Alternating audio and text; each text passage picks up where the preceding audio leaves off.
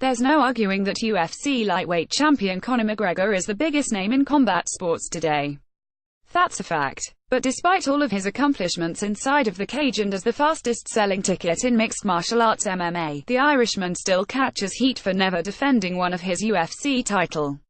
This includes McGregor's featherweight strap that was stripped in November 2016 and his current 155-pound title that is expected to be taken away this April at UFC 223. While McGregor could have waited around at 145 pounds for his first title defense after knocking out Jose Aldo in 13 seconds, he ultimately chose to test the waters against Nate Diaz twice. And even though McGregor could have made a quick turnaround after knocking out Eddie Alvarez at UFC 205 to claim the lightweight title, he found his way into the boxing ring opposite Floyd Mayweather Jr. for a career-defining payday.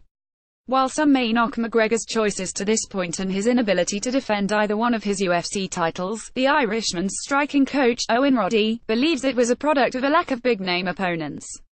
And at the moment, he didn't get to defend his featherweight belt because at the time there was nobody there for him to fight against. There just wasn't the opponent there, Roddy told Submission Radio earlier this week, shown above. So, unfortunately, that's why he had to give it up, you know what I mean, and that's been the case at lightweight as well. There wasn't the name to fight.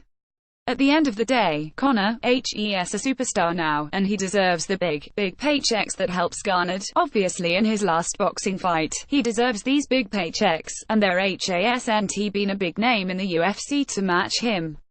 Current interim UFC lightweight champion Tony Ferguson is scheduled to take on undefeated Russian sensation Khabib Nurmagomedov at UFC 223 on April 7 to see who will walk away with McGregor's undisputed title. The winner of that fight is expected to welcome Notorious back to the octagon this fall. That's unless another name offers a bigger draw. But, as I said, whoever kicks up the biggest fuss and gets the biggest, I suppose, fan base behind them, he will fight, Roddy said. And whether it's at featherweight, whether it's at lightweight, or whether it's at a different weight, wherever the biggest fight is, I'm sure that's the one Conor will take because that's what he's about. He's not afraid to defend any belt, he's not afraid to fight anybody, but he wants to fight the biggest possible, Roddy added. He's the biggest name in the sport and he wants the biggest that he could possibly do, you know what I mean. I think that's why people love him. If McGregor doesn't sign on to fight the winner of Ferguson vs. Khabib, it's possible that he sets his sights on a trilogy bout with Diaz or even a massive superfight with former UFC champion Georges St. Pierre. Of course, McGregor could also opt to get revenge on Mayweather if money's recent talk holds any truth.